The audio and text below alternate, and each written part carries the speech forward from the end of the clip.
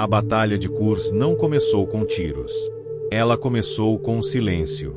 Um silêncio pesado, tenso, quase antinatural, enquanto dois exércitos gigantescos se encaravam sabendo que, quando o primeiro disparo fosse feito, nada parecido havia acontecido antes na história da humanidade. No verão de 1943, a Alemanha nazista já não avançava como antes. A derrota em Stalingrado havia quebrado o mito da invencibilidade alemã e exposto, de forma brutal, os limites do poder militar do Terceiro Reich. Ainda assim, Hitler se recusava a aceitar uma guerra defensiva. Para ele, a única saída era recuperar a iniciativa, provar que a Wehrmacht ainda era capaz de golpes decisivos e reverter o curso do conflito no leste. Esse golpe teria um nome: Operação Cidadela. E um alvo muito claro: Kursk. Kursk não era apenas uma cidade soviética. Ela representava um enorme saliente no fronte oriental, uma protuberância nas linhas alemãs que avançava dezenas de quilômetros em direção ao território controlado pelo Reich. Para Hitler, aquele saliente era uma ameaça constante. Para o Exército Vermelho, era uma armadilha cuidadosamente preparada. O que tornava Kursk diferente de tudo o que havia ocorrido até então era que, pela primeira vez na guerra, ambos os lados sabiam exatamente o que estava prestes a acontecer. Não haveria surpresa estratégica. Não haveria avanço relâmpago inesperado. O que se aproximava era um confronto direto, planejado, antecipado e aceito por ambos os comandos.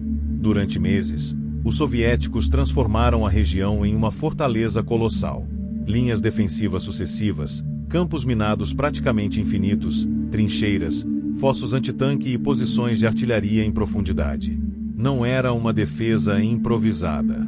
Era uma defesa científica, baseada em estudos, relatórios de inteligência e experiências amargas acumuladas desde 1941. Enquanto isso, a Alemanha apostava tudo em novas armas e na crença de que qualidade ainda poderia superar quantidade. Tanques Tiger, Panther e Ferdinand eram concentrados em números jamais vistos. A ideia era simples e perigosa: atravessar as defesas soviéticas com um golpe poderoso, cercar forças inimigas e destruir o núcleo do Exército Vermelho em uma única operação.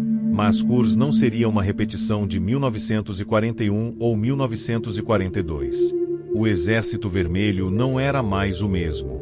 Ele havia aprendido. Havia sofrido perdas inimagináveis, mas havia se adaptado. Seus comandantes sabiam que não precisavam avançar primeiro. Bastava resistir. Bastava sangrar o inimigo até que ele não tivesse mais forças para continuar. Quando o ataque finalmente começou, em julho de 1943, o que se seguiu não foi uma batalha comum. Foi o maior confronto blindado da história. Um choque de aço, fogo e homens em uma escala jamais vista. Tanques colidiam a poucos metros de distância. O céu era tomado por aviões. A terra tremia sob artilharia incessante. Cada colina, cada vilarejo, cada campo se transformava em um campo de morte. Kursk não foi uma batalha de manobras rápidas. Foi uma batalha de desgaste absoluto. Um teste final para a capacidade ofensiva alemã e para a resiliência soviética. Um ponto de inflexão onde não apenas territórios estavam em jogo, mas o futuro da guerra no leste. Aqui, a Alemanha apostou tudo o que ainda tinha. E aqui, pela última vez, tentou mudar o destino da guerra com um ataque frontal. Neste vídeo, vamos entender como Kursk foi planejada, por que se tornou a maior batalha de tanques da história, como os soviéticos transformaram defesa em arma estratégica e por que, depois de Kursk, a Alemanha nunca mais conseguiria retomar a iniciativa no fronte oriental. Porque Kursk não foi apenas uma vitória soviética. Foi o momento em que a guerra mudou de dono. Após o desastre de Stalingrado, a Alemanha entrou em um momento decisivo da guerra. Pela primeira vez desde 1939, o Terceiro Reich não estava apenas lutando para vencer, mas para não perder. O exército alemão havia sofrido perdas irreparáveis em homens experientes, equipamentos e prestígio. Ainda assim, Hitler se recusava a aceitar uma postura defensiva prolongada no fronte oriental. Para ele, recuar significava admitir que a guerra estava perdida, algo inconcebível dentro da lógica ideológica do regime. Nesse contexto surgiu a Operação Cidadela, o plano alemão para destruir o saliente soviético de Kursk. O objetivo era claro: atacar simultaneamente o norte e o sul do saliente, fechar um gigantesco cerco e eliminar dezenas de divisões soviéticas em uma única manobra. Se tivesse sucesso, o golpe poderia estabilizar o fronte, restaurar a confiança na Wehrmacht, talvez, forçar os soviéticos a negociar. Mas o plano já nascia cercado de problemas.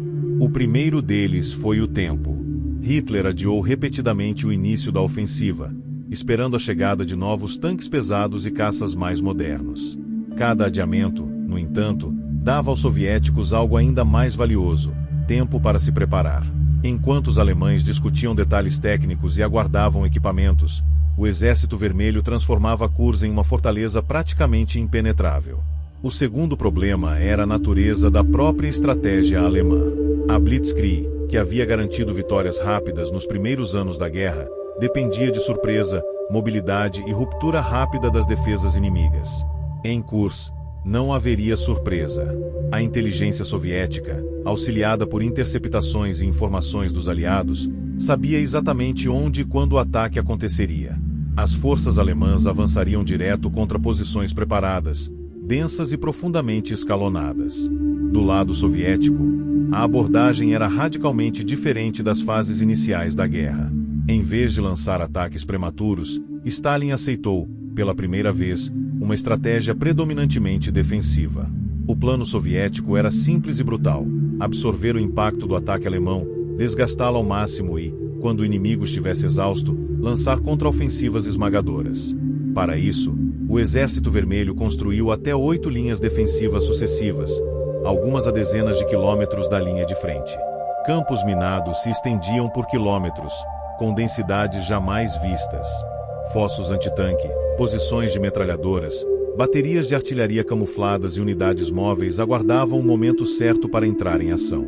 Kursk não seria defendida por improviso, mas por engenharia militar em escala industrial. Enquanto isso, a Alemanha concentrava suas últimas reservas ofensivas.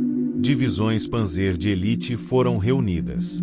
Os novos tanques Panther e Tiger eram apresentados como armas decisivas, capazes de destruir qualquer blindado soviético a grandes distâncias. Veículos de caça-tanques pesados, como o Ferdinand, prometiam poder de fogo avassalador. A confiança na tecnologia era enorme, talvez excessiva. Porém, essa confiança escondia fragilidades graves. Muitos desses veículos eram novos demais, pouco testados em combate e mecanicamente instáveis. Falhas técnicas, problemas de manutenção e dificuldades logísticas começariam a aparecer desde os primeiros dias da ofensiva.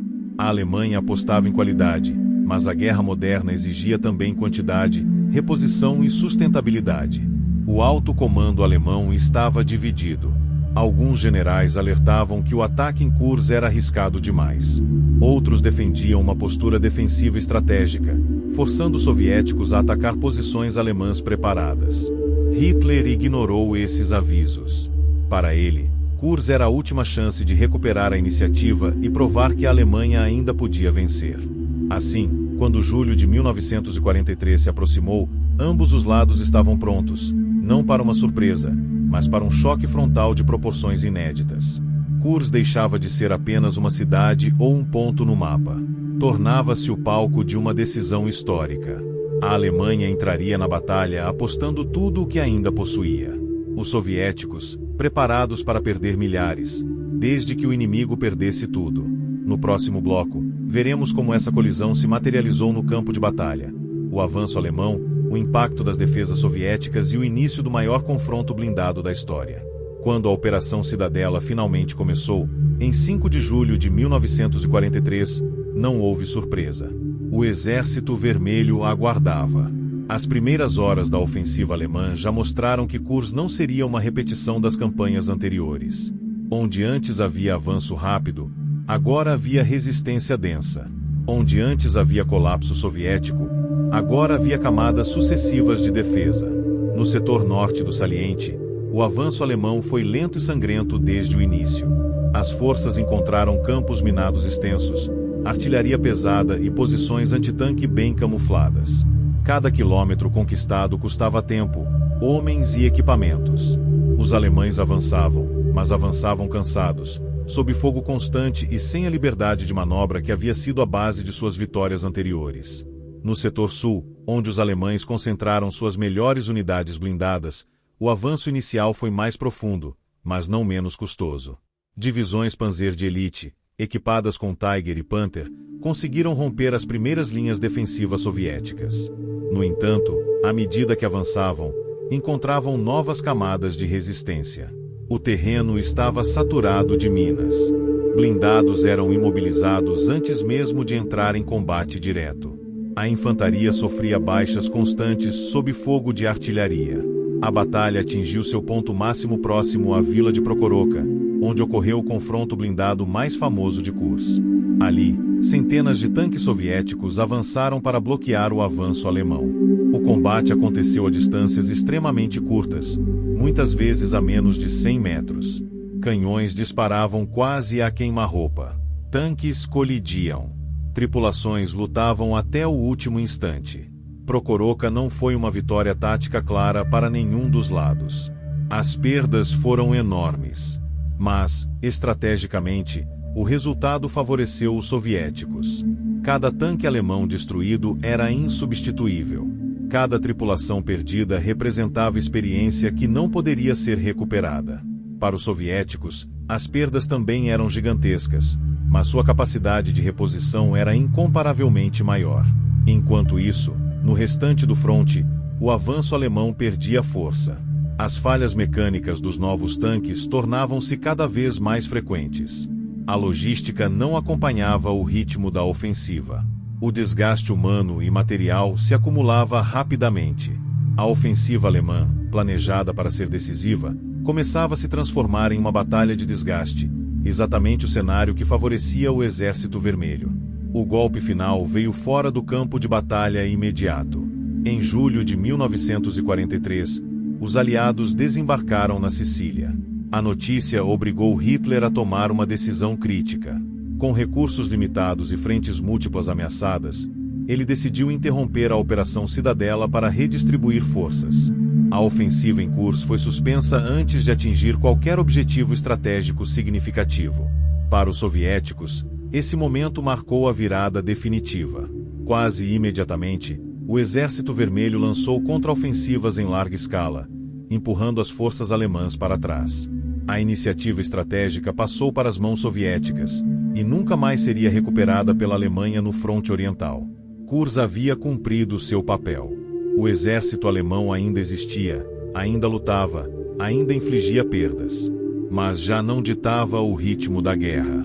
A partir dali, passaria a reagir, a recuar, a tentar ganhar tempo. A batalha não foi vencida por um único ataque, um único tanque ou uma única decisão brilhante.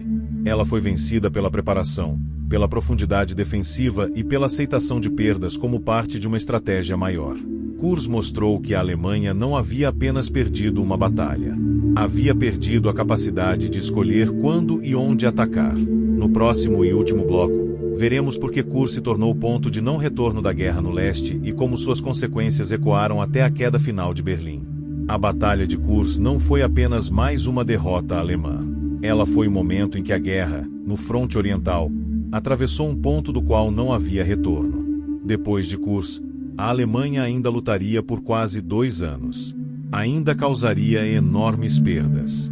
Ainda ofereceria resistência feroz. Mas nunca mais decidiria o rumo da guerra.